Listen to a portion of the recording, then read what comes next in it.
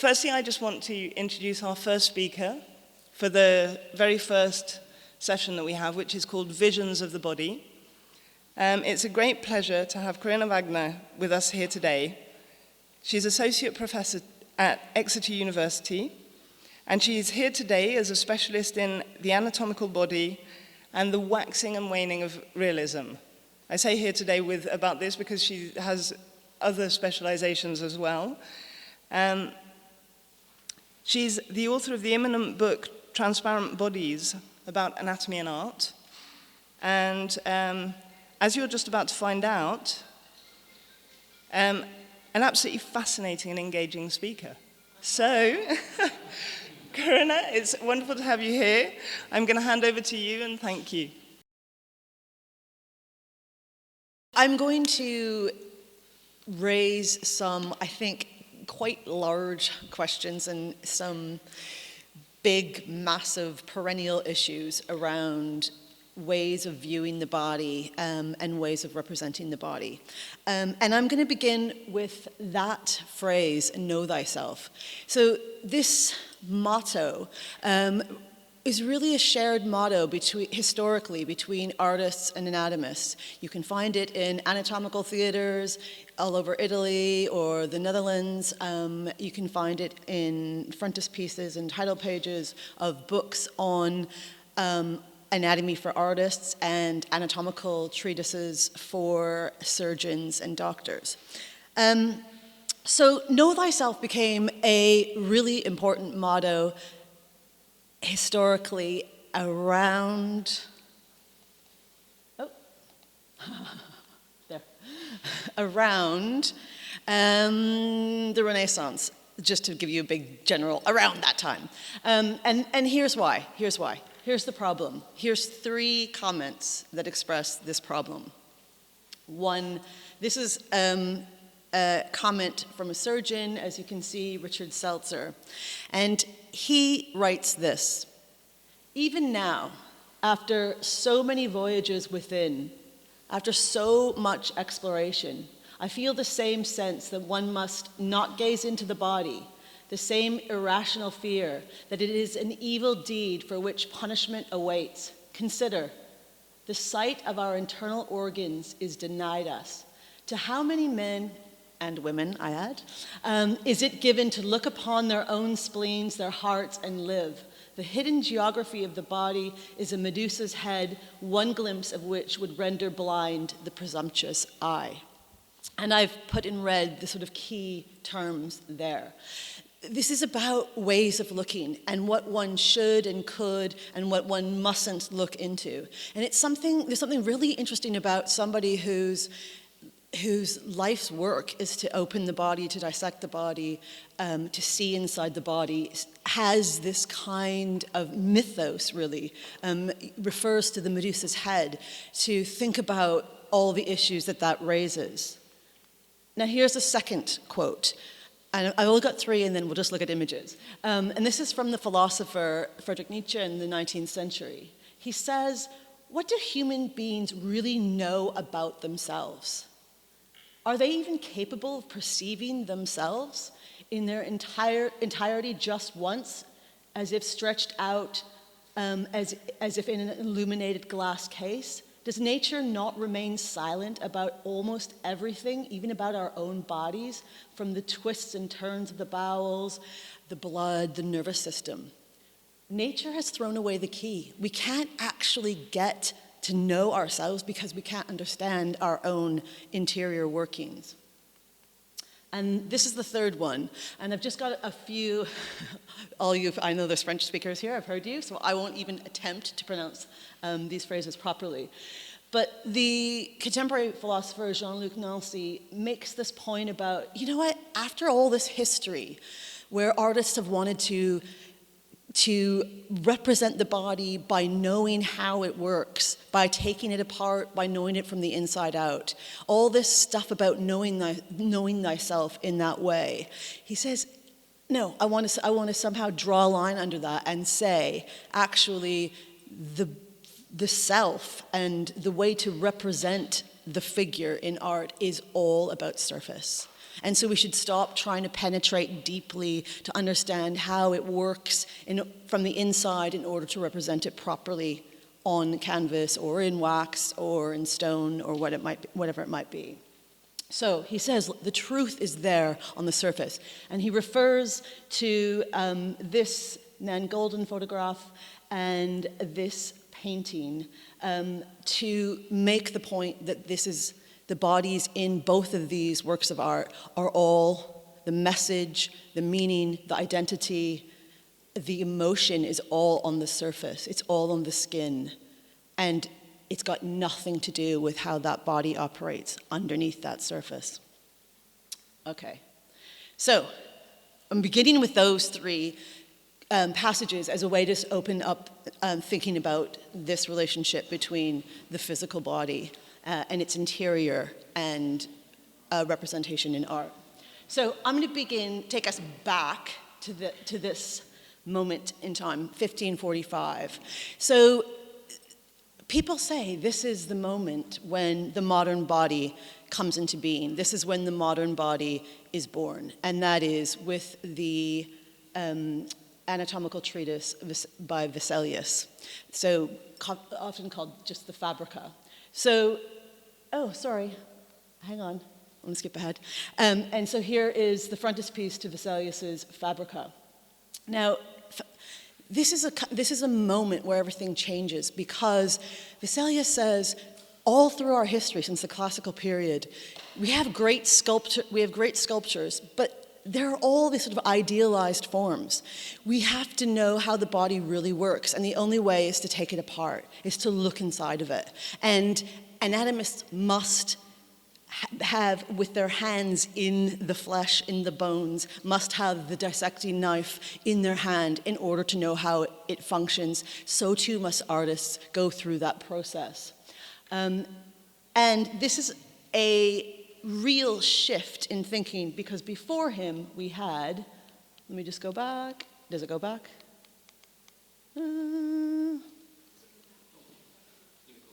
Yeah, just go back. If you could, just two. There. Because what had previously happened was, if you can see these two images, these are woodcut engravings. Now both these images are supposed to be anatomical images representing, obviously, the interior body, the female reproductive system. But what they are is they are woodcuts that previously appeared in a very sexed up book of biblical narratives. And so that's Bathsheba there with David spying on her as she takes her bath. So the engraver would just come along, and in this one you can see it a little bit better, would just cut a square and replace that all-important part, and then make this narrative then into an anatomical image. But that's the past, and this then becomes the future. This is the modern body. Now, what do you notice about this modern anatomical image? Anything strike you about these three images? These are from Vesalius's Fabrica. They're, yeah. So things change, but the idiom remains. The classical idiom, it's a language from the past. The form is from the past. That idealized form is still there. And it's a fragment, and it's an anatomical image. Yes. And this skeleton, do you think of that as an anatomical image? No? Because it's posed, yeah. And it has a landscape, yeah. So it's part of this whole organic system, often, yeah. So landscape stays, architecture stays, classical myth stays, and emotion stays. If you look at the skeleton's face, this is despair, right? This is agony, this is pain. But, so, as you can see from these are called anatomical fugitive sheets. Vesalius, though, sets in motion this whole process of thinking about of penetrating and thinking about the layers beneath the surface, the skin surface. And so, for instance, in this image, this is Vesalius being dissected in this image, you lift the flaps to get to, the all-important center of the body.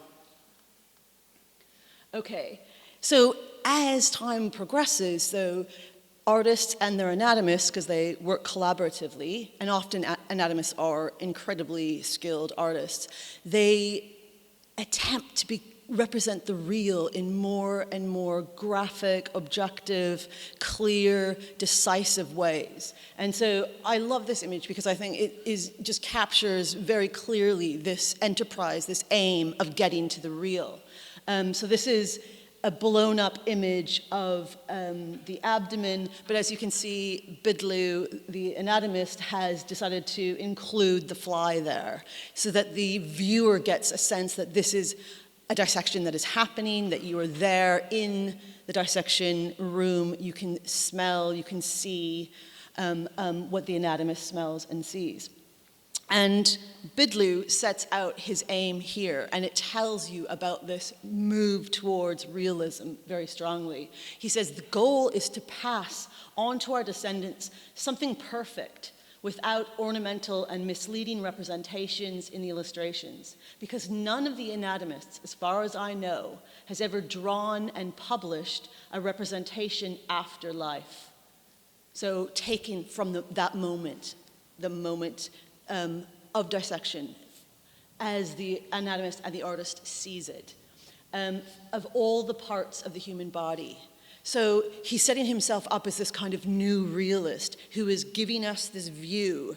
Him and his art and his artists are giving us this view of that moment that the body is being opened and fragmented. Okay. Now, again, for all that claim to be this is about objective imagery, the past remains, the art remains. So if you look at this image here of the hand, does that remind you what of any kind of art that you're used to seeing?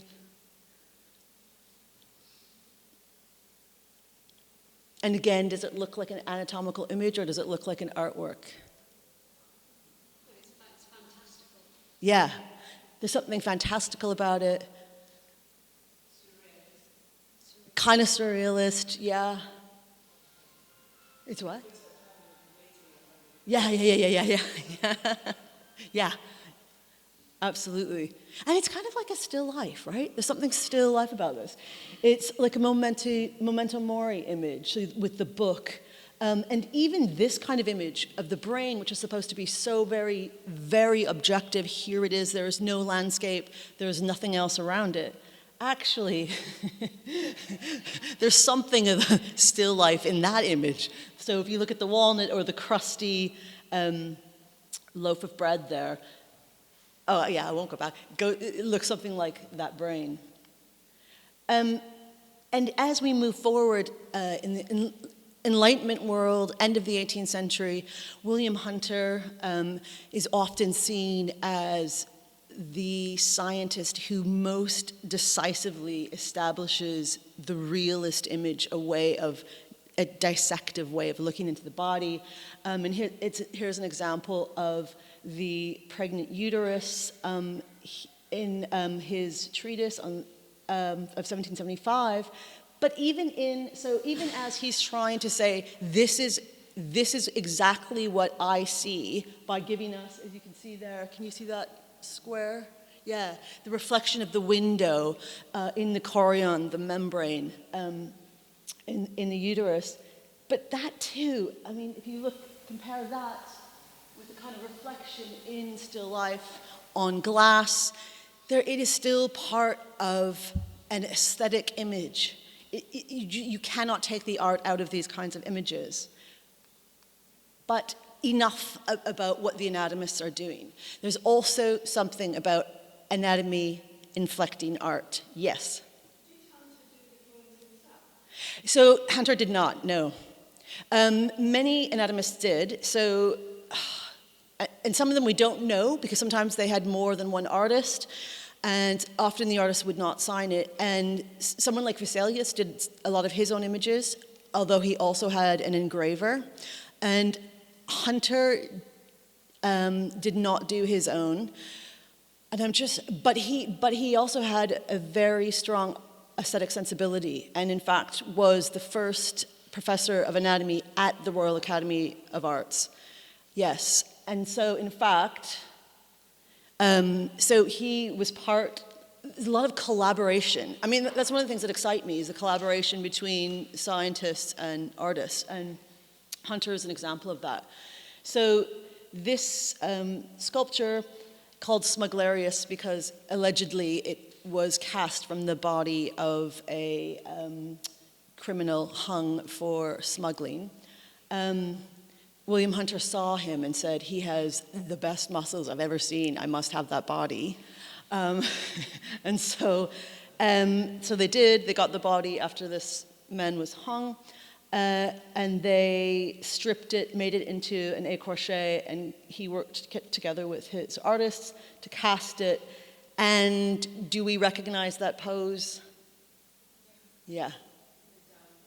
Yeah, that's right. So it's cast exactly in the pose of the dying gull. So even Hunter, and I mean, he goes on and on and on about, I will not even, if I see something obscure or anomalous in a body, I'm not going to smooth it out in the image. You have to include exactly what the eye sees. So even, he's creating this for art students and for medical students, and he is, yes, casting it in a recognizable aesthetic form. Now, so that's the end of the 18th century, but artists are turning to anatomy in order to paint, to sculpt, to draw, to engrave the human figure in more and more realistic ways.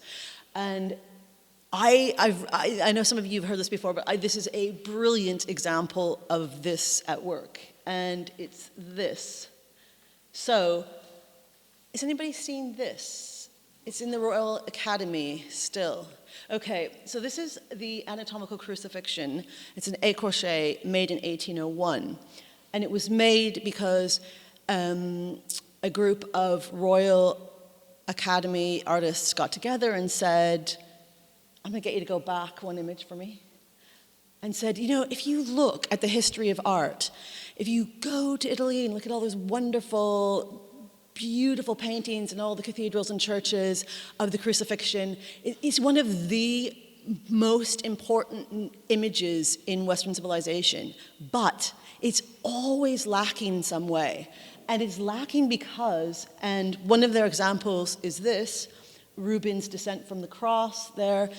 They said, if you look at this painting, it fails in some way because that image of Christ being taken down or hung on the cross is never accurate anatomically.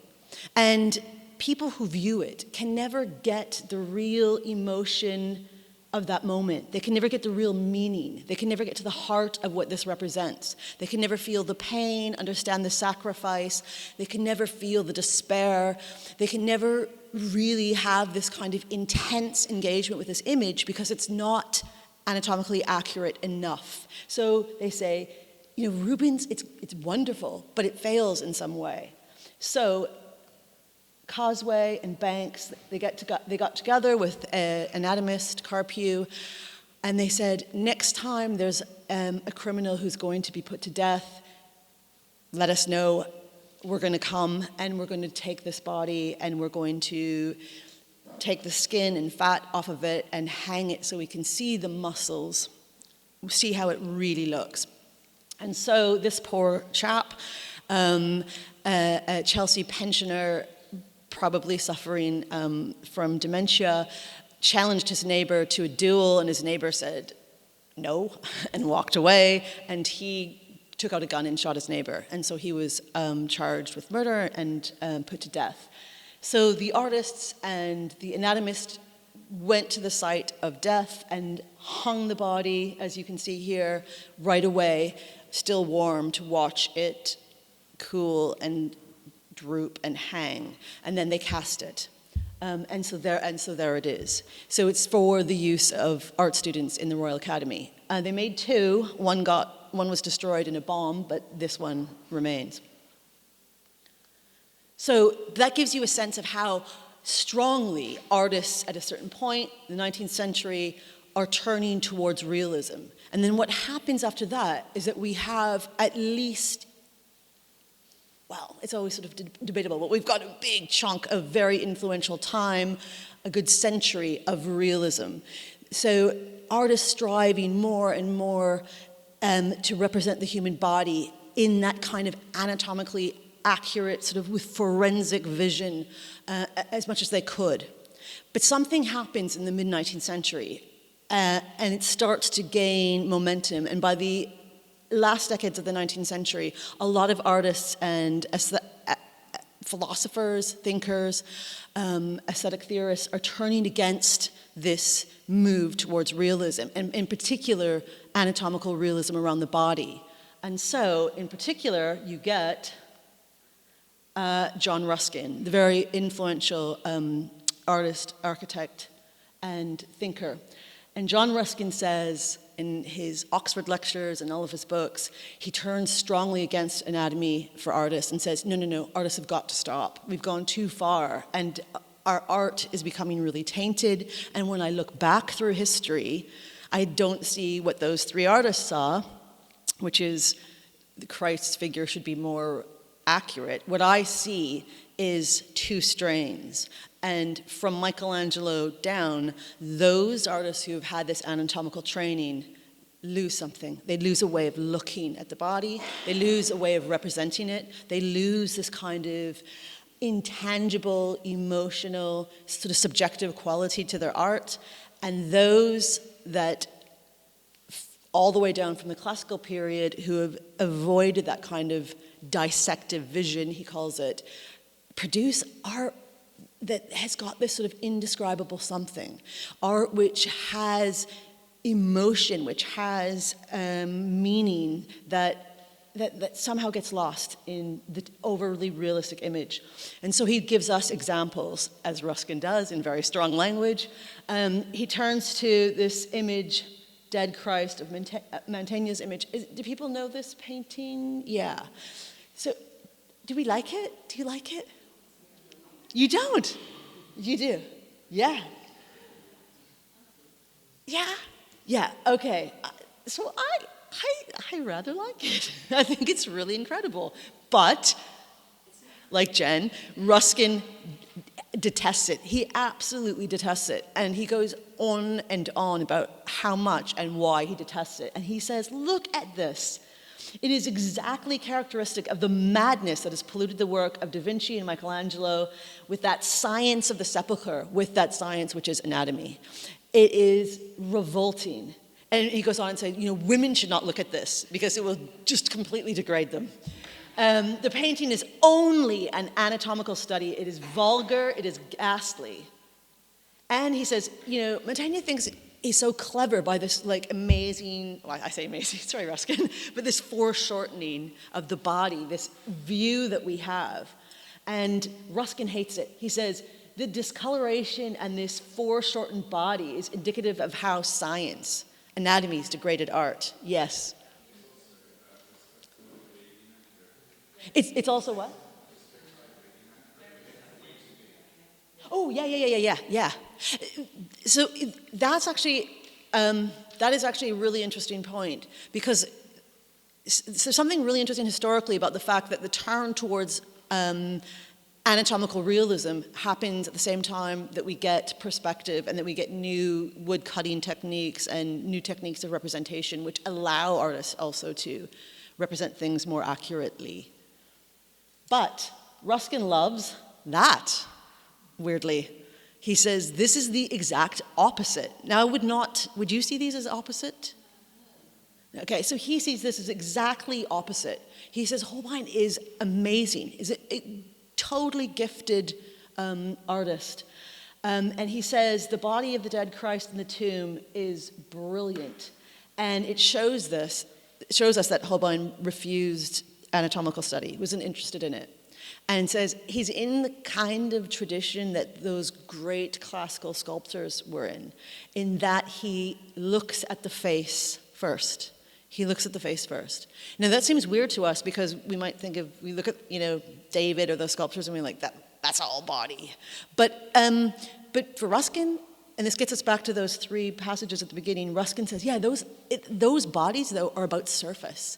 It's about looking at the nude, the naked body, and seeing how it moves and how it looks on the surface without thinking about the interior. And that also allows this greater attention to the face, which he says is absolutely important. And I won't go into that there. Oh, but just to ask you, at that painting, the Holbein, do we like that? Do we love it? This one. Just before this? I love it. Yeah. Okay, so that's interesting. You love the Holbein, but yeah, okay. Yeah, you too. Okay. Oh, there it is. Yes, and the face. He said. So Ruskin thinks that this is an amazing representation of, like, a body that's dead, but the face is alive. He says.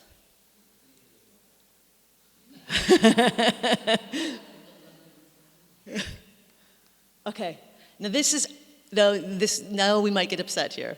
So here's another contrast that Ruskin has. So he says, this image, he basically says Gainsborough's portraits in general, but in particular his portraits of cottage girls or peasant girls are wonderful.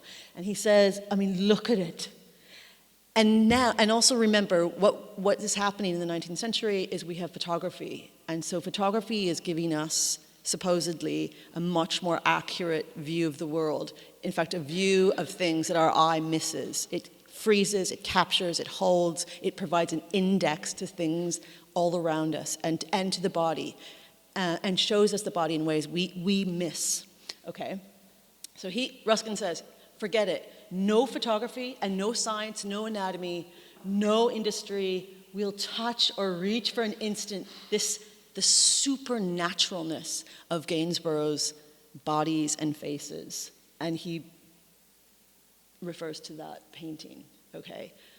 Unlike, he says, in contrast, the Sistine Chapel, the bodies and faces, he says, on the Sistine Chapel, Michelangelo, no, they're awful, Ruskin says. He detests the Sistine Chapel because all Michelangelo cares about is showing off how much he knows about the body through dissection, being one of the first artists to dissect the body, to look at it from the inside, to get to grips with how it moves, to get to grips with its structures, to get to grips with its architecture. He says that from then on, Michelangelo, that's all he wants is to show off that knowledge.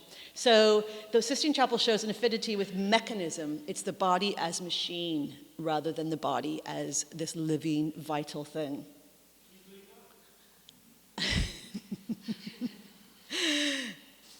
No. But I gotta tell you, I love Ruskin. Reading him is his enormous amount of writing is brilliant. But the thing, in fact, this goes with the theme of the day because he's never halfway about anything. He has the strongest opinions and he gives them to you and he tells you why he thinks the way he does and he changes his mind. He contradicts himself. He's fine with that because it's a big process of learning and changing. Okay, so thinking about the crucifixion and thinking about whether they're anatomical or not and what that knowledge of the body gives to the painting or the drawing or whatever it is, or whether it takes away, what happens at the end of the 19th century and to the 20th century, and what happens when we get to figurative expressionism and all of that, and why that happens. And can I get you to go back one? And I won't say much about this because I know I want to push on time, but think about what happens. It's the camera. The photographic way of viewing. We all are photographic viewers. We see through photographic images, all of us, all the time. It's impossible not to.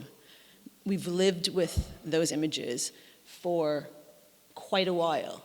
So in a way, the camera releases artists then, we could say release, this is an argument for us to have, releases artists from this push for accuracy, for the real, for an objective eye, an anatomical eye. Some artists, like the American artist Aikens, I love Aikens, remains in that tradition, and so this painting is done from torturing a 16-year-old boy for a long time to get it. And he uses photography, and he uses dissection, and he goes to dissections to get to know the body. But then obviously we have this new crucifixion. Do we get emotion from both of them? Do we get the meaning? Does it stir us? Are we interested in the kinds of things Elina's talking about? The textures, yeah, it's the flat image here, but the textures, the techniques, all the stuff that artists look for. What's the difference for us? More emotion, more tortured.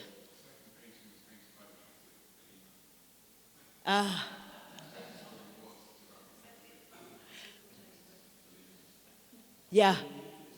You said this is a Catholic believer, right?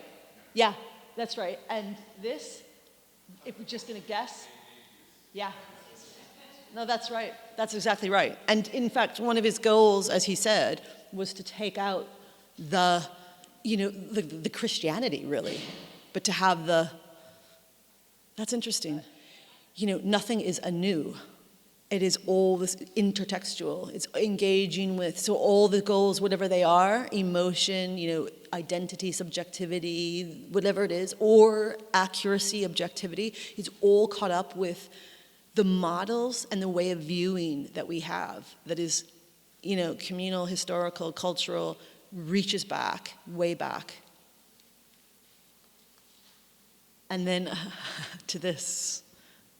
I like this. You know what? This is the best part sometimes when you stand here and go, and then faces go. Okay, so just by way of ending, thinking about where we are now, and what are our new forms as I look around? What are our new ways of representing the kinds of things that the kinds of interior psychological things that we are experiencing, and obviously individually, but as a society, 2019, when we have artificial intelligence and machines, robotics, all this sort of stuff, all the stuff that we have, how does that affect the way we represent the body, the way our politics? So we have a kind of, we've got the fragmented body, the connection between all of these figures.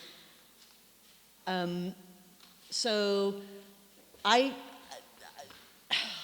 in one way, there's a turn, some artists, there's a turn back to thinking about the body from the inside out, to put it that way.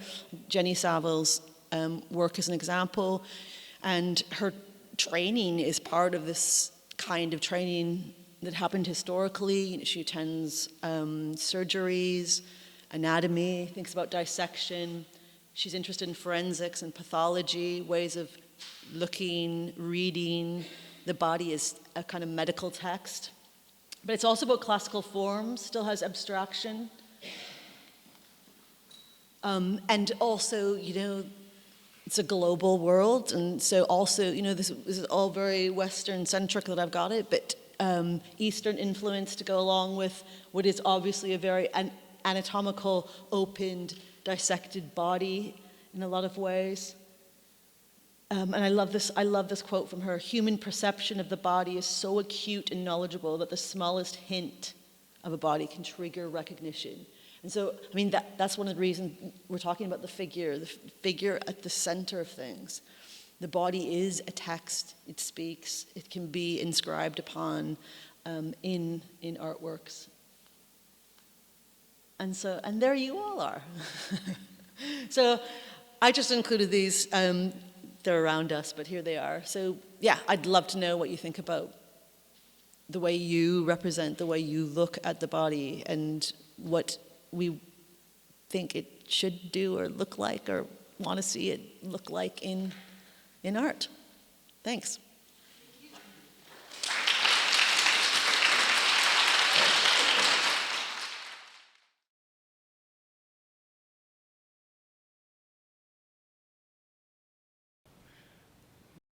It's that seeking to be ideal rather than real.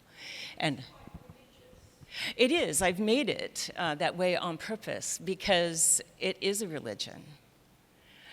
The glamour industry is not about beauty. It's about glamour. And it's about reaching the unattainable. It's impossible. There is no fountain of youth. There, you know, and the girls at the top, what they give up to be at the top, it's unbelievable. And the sacrifices that they make. So my work is about that sacrifice. And there's usually a yellow ring in the cult of beauty. It's a cult of beauty that I've set up. I have saints, I have martyrs, I have priestess, I have a god that's unquenchable. The circle actually comes from C.S. Lewis writings, and it's that standard of measurement he writes about in Weight of Glory. The standard of measurement where we view ourselves as accepted or rejected, how we view others, and what are we willing to sacrifice in order to get into the circle. And it's not just about beauty. Am I pretty enough, but am I smart enough? Am I fast enough? Am I rich enough? Am I what? Enough. We're never enough. So it's a really interesting question, bringing in that idea of the idealization, the realism, the idealization and the realism, and also this idea of the ritual and the cult and things that are accepted and not accepted. I think that actually plays out in lots of different contexts, even the way that we work and the conventions that are embodied in the way that we work. And Marinella, I don't know, it's interesting that there are so many conventions that exist with the setup of life modeling and the way that you interact, looking at the body and being looked at. And because you're very interested in the idea of embodiment and the gaze, I was wondering if you could tell us more about being on the other side, the receptor, and if the gazes change, whether there's a lot of ritual involved in that, and whether some of the conventions are questionable, good, interesting. I'm not sure I know what it's like to be on the other side, because I've only ever been on one side, at least in a conscious way. I am not a visual artist. Yes, I have done life drawing a few times, but only after I had started modeling for artists, and I often knew the models, or we had been chatting before they started modeling for the group that I was part of. So even when I have put myself intentionally on the other side, I have always seen it from their point of view much more than my own point of view at that moment. I do really love just looking at visual art, but when I look at figurative art, there's always a part of me thinking, oh, am I ever going to be asked to do that pose? Could I do that pose? Is that a realistic pose? Oh, that poor model. Or, oh, that's great. Or you can tell she loved him. I wouldn't pose with my legs up to here in water for anyone and any amount of money. So it's interesting how, because I've been doing this for so long, even the way I look at art and the way I look at other bodies is to a large extent still controlled by the fact that I am so used to being gazed at in that particular way, in that particular situation. And you're right, there is a huge amount of ritual, and I think for artists have their own rituals when they begin to work, and then there's a larger ritual in the life room in terms of setting up the space, setting up the pose, and I think part of that is to do with establishing boundaries. I personally quite like it because I'm not a naturist. I don't even go to the beach in a bikini. So for me, it's people often say to me, and people have said to me this morning, "Oh, I could never do what you do," and I only do that very specific thing, and so I find the ritual really useful, and I think ritual, as we saw in the film first thing this morning, ritual is about making certain things possible that wouldn't otherwise be possible, just kind of adjusting to certain distortions that we have created, that have come about in order for us to live our lives the way we live our lives. It isn't natural for a load of clothed people to stare for minutes or hours on end at a naked living person in front of them, and we have some very specific associations to that, and when we're trying to move away from those associations, we create a whole ritual around it to make it okay, or to feel that it's okay, so we can get on with what we do. So yeah, it is a ritual space in that way. You're right, I had never thought of it before. When you're posing, do you project, do you try and project a feeling, a mood, or do you get into the position and shut off and just try and be blank? That very much depends on so many different factors.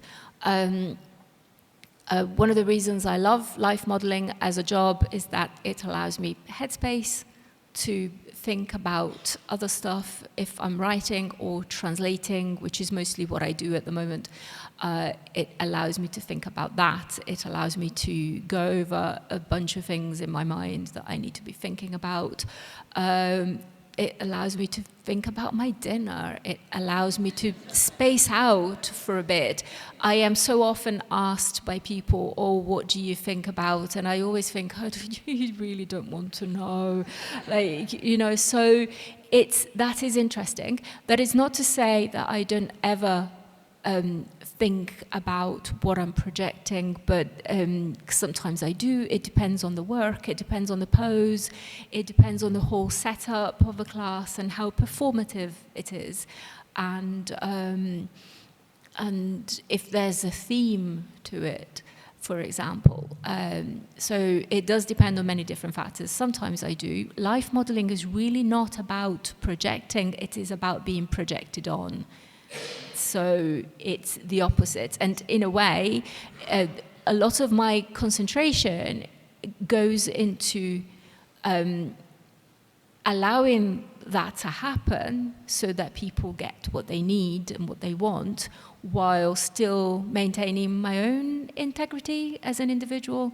And yes, and there's a fine line between being projected on in a boundaried way and becoming a sitting duck for people's random projections that, that can really vary and become quite inappropriate in ways that, again, people don't necessarily expect. A lot of people ask me if I have problem with being sleazed by men in classes, and I'm like, that hardly ever happens, while very often I am irritated by women older than me who try to mother me and tell me what is good for me and whether I'm comfortable or not, or how could I possibly do that for 15 minutes when I know that I can do that for 15 minutes. So it's interesting that the things that I have to fend off are very different to the things people imagine I have to fend off.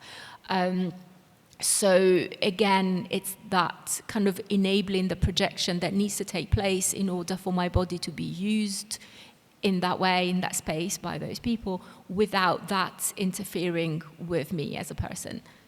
So I'm going to maybe raise some ideas of this idea of what are we allowed to look at, how do we look at it, and the permissivity of the gaze. and which is the usual gaze that actually takes place. And Jane, I know that you work a lot with this idea of female gaze, and also which gazes are the ones that we're usually confronted with. So the naked female body is something that's very, very prevalent in a lot of art history and contemporary work. And I know that your work deals with those issues. Could you talk to us a little bit about that? Just to go back onto the cult of beauty that we actually live under. I think perhaps if there was a stronger female gaze throughout history, we would not have this cult of beauty. And I think what's lacking is the nude male body intact in art. And, you know, part of what I do and the reason I do it is because, first of all, I reject the fact that the male body is not aesthetic. You know, I hear it millions of times. Oh my gosh, no, the female body is much more beautiful than the male body, and you know, it's just, I mean, you know, women artists actually prefer often to paint, draw other women. They turn away from the male body. So I think, or I believe, that the patriarchy have control of the gaze, and they have us looking away from the male body, simply because to unmask the penis is to diminish the power of the conceptual phallus, separate the two, and what you're actually left with is a very, very vulnerable piece of male anatomy. So take away the drama and the mystique of the phallus, and you're left with a very, very beautiful, very desirable piece of male anatomy. So, yes, it's about reintegrating the penis to the human body and rehumanizing the male body and bringing it actually to all of us to look at again, men included. So the idea of beauty keeps coming up, and then going back to something that popped before, which was the idea of adjusting to distortions and being projected on. And we have this notion of being intact, being beautiful, and the whole, and the vulnerability or the strength of the body that's represented. Corinna, because you work a lot with both whole and distorted bodies or partial bodies, can you throw anything in there? Where do I begin? You know, I'm going to like avoid answering that by referring to something that you just said. Do you remember the exhibition that was at the British Museum a few years ago about the classical, what was it called? It's called Beauty, right? It was just called Beauty. Yes. And so my expertise isn't in classical art, but when I was there, I was shocked by one fact that I will never forget. They were talking about, you know, those really, really beautiful, idealized, gorgeous male, impossible male figures that had noticeably very tiny penises, I say quietly. Do you know why or what the theory is? So in Greek and Hellenistic sculpture, the small penises represented the baser desires. It was, you know, intellect and philosophy and that were much more valued than actually, you know, having sexual desire. So if you have a body like that, exactly that, this is a man who is, you know, giving of himself to the Republic, is virtuous, is intellectual, yes, the philosophy, the whole thing. Yes, exactly that. The patriarchy having veiled the penis with very tiny budgie smugglers even, you know, in all kinds of art. I think perhaps the tiny, tiny penis was just another way of actually masking the phallus. Once you make that, the icon of the patriarchy visible, you diminish its power. These are more powerful bodies because they are not, you know, taken away from holding power, authority, and exercising it. They're not, their attention isn't swayed by less important things. Wasn't there there was a whole time period where they were painting scarves and things across the male phallus in the Sistine Chapel, wasn't it? And then they went back in and had to remove them. I wonder if it has anything to do with representing man as a spiritual man. Here's my theory, is that God in the Abrahamic religions is actually masculine, and perhaps God should not be naked out there, perhaps, and it's part of that whole mystique.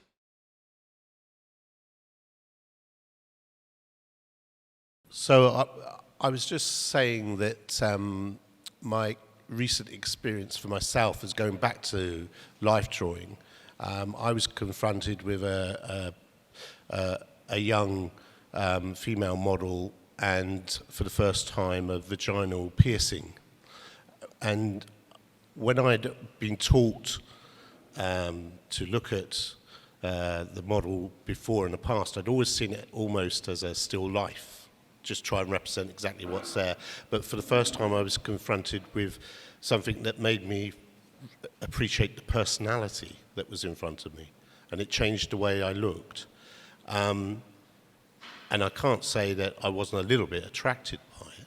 And I just wondered, are we allowed to actually be physically attracted by what we see before us, whether it's male or female? Well, you'd be inhuman if you weren't. I mean, I have a studio full of lovely young men at times, and of course there's always going to be, how do you deny your humanity? We are, after all, sexual beings. It's what you do with that response. Generally keep it to yourself in the life room.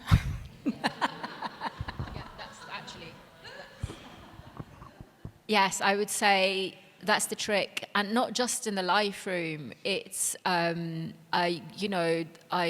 often find people attractive who I come across in my daily life, and I just don't insistently let them know. I let them get on with their lives, and they think the life room is exactly the same. It's a working environment. You're working, the other person is working. It doesn't mean that you're not allowed to be attracted to the person.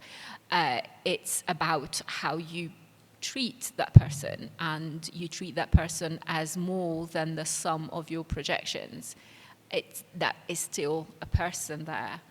Attracting your projections. Then what feeling attracted to your model does to your work, I don't know. But lots of masterpieces over the centuries have been made by people who were painting their lovers. The power of society, the taboo of nudity, and biological mandates. Things that mandate are the female and the male performance in society. One of the men said, the way that the women are talking today, if we talked about the women the way that women are talking about the men, that we would be condemned. I stick by the statement that in today's society, if the language that was used by one of our group about men was used by men about women, there would be condemnation. And I think I hope that's a valid point. Yeah. Was the language rude then? No, but it could have been. No, but it could have been seen as salacious. It wasn't, but it could have been. This is what the point I'm getting at. That, I mean, you said there's a lot of guys wanting to say things over there. And I think we are now in a society which is not a happy one, where you are frightened to speak because of things like political correctness. And I think, I believe it has to stop. Full stop. But perhaps it's just becoming more aware of everyone's views rather than just one side. One thing that does come up quite often when we're talking about the difference of gaze and when questions of the female and the male arise is the idea of whether those distinctions are even helpful or valid. And that's come up in a few groups that I was hearing people discuss. And so I think it's very interesting, this idea of what we're projecting as well. What's already there as values, that are the societal values, our own personal values, and then what we're projecting on the model that we might be working with, the idea that we have, and our response to the body is so laden with many different embedded views. As an artist, gay artist who does the male nude, I find that there's been a bit of a backpedal by gallerists, museums, and government bodies who fund art exhibitions, that we are supposed to be protected from the male nude or the penis. Because of safeguarding regulations, people need to be protected somehow. I don't know about you, but I think that's ridiculous. You know, as a taxpayer as well, I think that everyone should have the right to exhibit what they like, how they like. And so again and again, I get told that, no, we can't have that in because people might be offended by some sort of government or authoritarian perception and assumption that the penis is off limits and should be regulated to the back room or the dark room or some private drawer, or be veiled by a curtain saying, you have been warned, there is a penis here. And I think that's wrong. If I painted a female nude, there wouldn't be such an issue, would there? Because the female nude is beautiful and it's always been on display, tits, hips, everything. Because nobody seems to be offended by the female nude because of the patriarchal way that the art system, education, and the galleries and arts funding bodies who fund exhibitions happen and occur. How about that? Okay, first of all, I think it's really, really regrettable that sort of battle lines have been drawn between female gazes, male gazes, etc., as you mentioned as well, or gay gaze or whatever.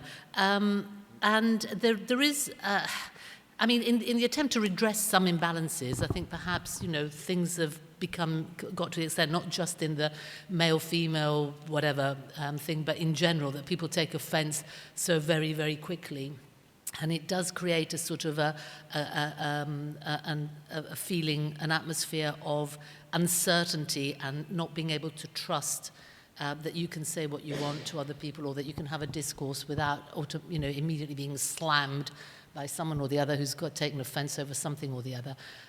So I think that is quite regrettable. But the other thing that interests me, again, it's this constant contradiction that we have in society, where we're trying to put everything into a binary system of either it's good or it's bad. But I for instance, can't understand how do we define the gaze that we have for people on the island? What's it called? Love Island. And the way that the women kind of modify their bodies, and that they use their bodies, and yet they still expect, rightly, to retain a sense of being respected and being valued as individuals. I personally find it quite confusing as a woman, actually. I don't know what the men think of it. But I think the gaze there, the gaze in modern life is far more baffling outside of painting and drawing, but within photography, within film, within television, within modern media, within AI, within manga, within, there's so many diverse gazes at the moment that I think that's how does one respond? I think that idea of going back to questioning our tendency to be binary is part of our neurological makeup, to want to categorize things and recognize things. And so we fall into the trap of sometimes saying it's good or bad, or it's male or female. And again, I think it's always this construction, a very complex construction of the values that we have, the social values that we bring to what we look at, and how we work with the body as artists. I'm always really interested, because I was really interested with this idea of the kind of the partial and the dissected body, and the body that's whole or not whole, and beauty. But the notion of gaze always captures everybody's attention and involvement, and it seems to be something that we really do have, that we're not quite sure about how to deal with.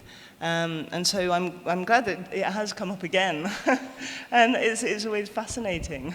It's one of the themes that Elina and I have had throughout the project, really, and thinking about the gaze. And I don't think there is an answer. It's not right, wrong, good, bad. It's all about how we listen to each other and speak, show respect for the individual human being in front of you without categorizing them, and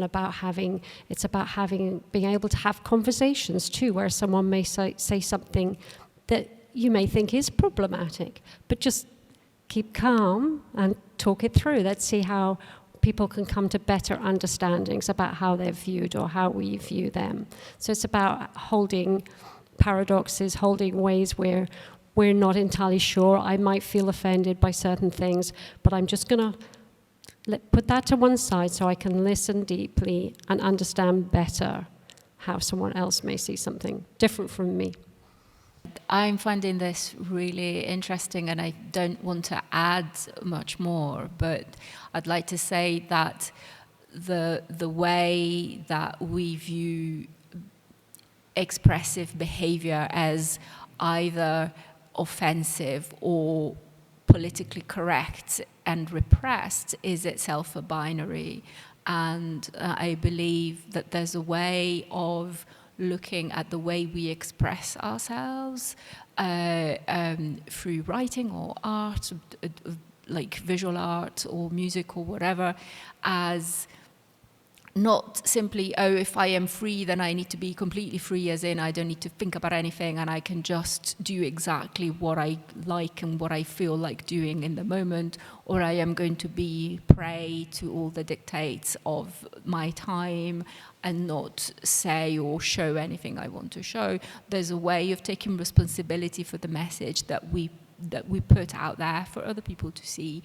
And it kind of ties back to what I was saying before. Yeah, if you are attracted to the person that you're drawing, then you are. There's nothing you can do about it. You're still responsible for the way you relate to that person. You're probably responsible to your own self or your piece of art in terms of being aware of how that sexual attraction affects your piece of art and your artwork in general. And similarly, when we produce images or words, we are responsible for considering the impact that those images and words have on the world around us and the people around us, and the individuals around us who will see those things or who will interact with people who have seen or heard or read those things. So it's about thinking the way we depict the body, how is that going to affect the people who see it, and how will that affect society in general? But also, is the way we curate this exhibition going to replicate some stereotypes, as in the nude male body is dangerous, for example, or offensive? Are we, by kind of shutting away certain images, are we replicating stereotypes that we should really be debunking? So we need to be thinking about all those things. And that we are responsible. You know, we have huge, oversized brains. We are responsible for using them. That doesn't mean that we are repressing ourselves and that we are obeying the dictates of some kind of society or whatever. It's about being responsible members of society, and we, you know, whether we are just walking around or whether we are making artwork, we are all responsible. It is about constantly renegotiating our relationship with lots of problematics that we have to work with. And I think that idea of responsibility and being aware of that critical engagement is absolutely paramount.